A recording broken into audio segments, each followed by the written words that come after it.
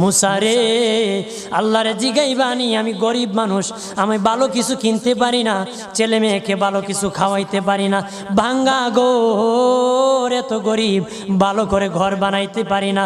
আল্লাহরে জিগাইবানি কি করলে আমার উন্নতি হবে, ধনী হব, টাকা পয়সা হবে। আল্লাহরে জিগাইবানি।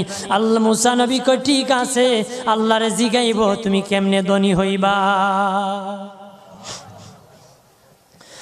আল্লাহ নবী মুসা নবী তিন রাস্তার মোড়ে যা দেখে একটা লোক বসে আছে, তার দুই হাত নাই, দুই পা নাই, দুই হাত নাই, দুই পা নাই।